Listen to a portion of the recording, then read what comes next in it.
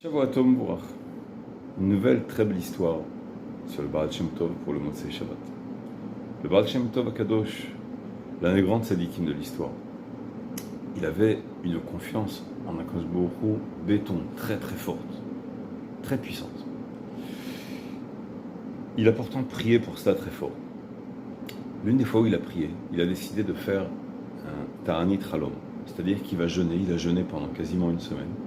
Le jeudi, on lui est venu en rêve, on lui a dit « Tu veux acquérir la confiance en Akadosh Baruch Hu ? Va chez un Pundekaï. » Un Pundekaï, c'est quelqu'un qui tient un genre de restaurant, où les gens vont, se restaurent, font une halte. Et ce juif-là, il va te montrer qu'est-ce que c'est le Beit HaMikdash. Quand il a entendu ça, quand il a appris ça à Baal Shem Tov, tout de suite il a appelé 3 élèves, la semaine suivante, et il leur a dit « On va apprendre Bezrat Hashem, le Beit HaMikdash. » Ils arrivent chez le Pundekaï et il lui parle gentiment, il parle au juif, il lui dit « Est-ce qu'on pourrait rester chez toi quelques jours, quelques temps ?» Il lui dit « Pour Krimabaïm, bienvenue, évidemment. » Et ils ont commencé à se restaurer là-bas, etc. Et donc il leur a fait une hospitalité très spontanée, très belle. Un jour, deux passent, le Baal Shem Tov, il voit toujours rien, il voit un homme qui est très gentil, fantastique, mais il voit pas encore qu'est-ce qu'il va lui apprendre, le Beit HaMikdash. Le 3e jour, il y a un policier qui lui tape à la fenêtre.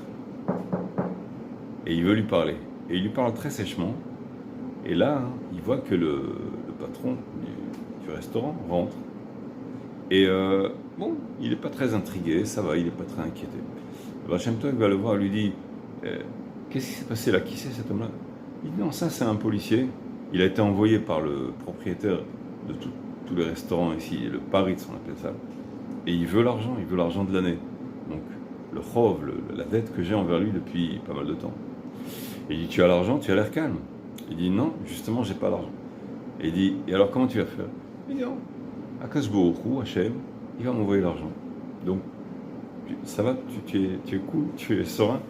Il dit oui, Baruch Hashem, je sais très bien que Akadosh Baruch Hu va l'envoyer, tout va bien. Ok, passe une demi-heure. Une demi-heure après, à nouveau, le même policier rentre, il tape à la fenêtre, et là il a l'air un peu plus sec, il lui dit bon écoute, tu me suis. Alors il sait très bien que s'il n'a pas l'argent, il va être incarcéré, et sa femme, ses enfants aussi, ce sont des gens qui haïssent les juifs. Donc c'est pas très rassurant.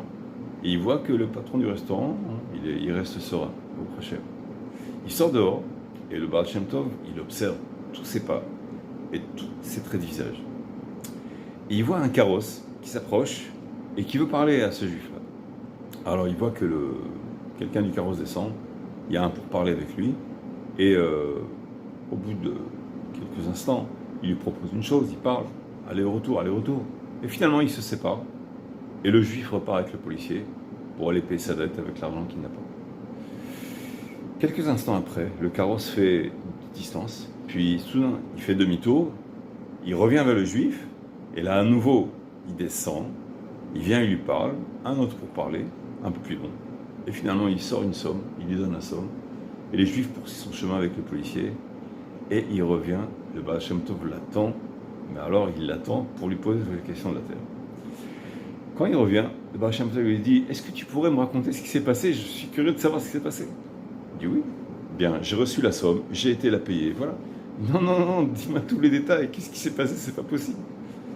Alors le juif lui dit « Voilà, la première fois, l'homme du carrosse, il est descendu, il voulait me proposer une affaire. Il sait que je fournis du vin en grande quantité. Et il m'a demandé que je lui fournisse tout le vin qu'il désire pour l'année prochaine. Je lui dis d'accord. Alors, on a commencé un pourparler, et il m'a proposé une somme qui ne me suffisait pas pour la dette que j'ai maintenant. Alors je lui dis, écoute, j'ai besoin de telle somme. Tu me donnes la somme, c'est bon. Et il dit, ah non, une somme pareille, non. Alors, à nouveau pourparler, et puis finalement, il est remonté dans son carrosse et il est reparti. Ensuite, il a fait demi-tour, il a réfléchi. Il est venu vers moi, il m'a dit, tu sais quoi? Je ne veux pas louper l'affaire, je vais être sûr, tranquille, je te donne la somme, et voilà, on fait affaire. Il m'a donné la somme. Et bon, au Hachem, j'ai été payer ma dette, et voilà. Hachem Tov lui dit, mais attends, mais quand tu lui as dit non la première fois, tu savais qu'il allait revenir? Tu te doutais, tu savais qu'il allait? Il dit, non, je ne savais pas. Il dit, alors pourquoi tu lui as dit non? Il dit, je me suis dit, si ce n'est pas l'envoyé qui va me donner la somme, Dieu m'a envoyé un autre envoyé ou une autre occasion. Mais ça va. Et tu t'étais pas inquiet? Il dit non, j'étais pas inquiet. Il dit mais comment tu t'es pas inquiet? Mais je sais que Baruch va m'envoyer un envoyé qui va pourvenir à mes besoins. Bah, Hashem, il me l'a envoyé, voilà. Ok. Alors le Baal Shem Tov, quand il a entendu ça, quand il a vu de ses propres yeux ça, il est revenu vers ses élèves et il leur a expliqué, il leur dit voilà, j'ai enfin reçu ma leçon sur le Bétaron Bâche. Maintenant, c'est marrant parce que cette histoire-là, elle est évidemment une histoire très simple. J'ai un ami qui m'a parlé d'une histoire qui lui arrivait à lui, personnellement. Et il devait acheter une maison. Il était nouveau marié, il y a peut-être 20-30 ans. Il venait de se marier. Ils ont loué une maison ici en Israël pendant un an ou deux. Et puis, d'un coup, ils se sont dit, allez viens, on va essayer de trouver une maison pour acheter. Ils ont trouvé une maison, quelques maisons, les prix, ils ne savaient pas, ils n'avaient pas du tout d'argent. Et donc, ils avaient une petite somme, ils sont allés à la banque pour se dire, on va prendre un prêt. À la banque, ils commencent à lui dire les taux d'intérêt, les prêts, tout ça. Et il a été voir une deuxième banque, et la deuxième banque, pire que la première. Tout d'un coup, il s'est rappelé des cours qu'il avait étudiés chez le Rav Israël Lugassi, les cours sur le Bétachon Bâché.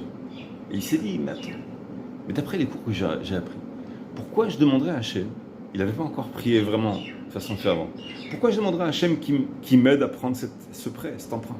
Je vais demander à Hachem, qui est illimité, qui me porte l'argent sans prêt. Il parle à sa femme lui dit, mais on n'a pas d'argent.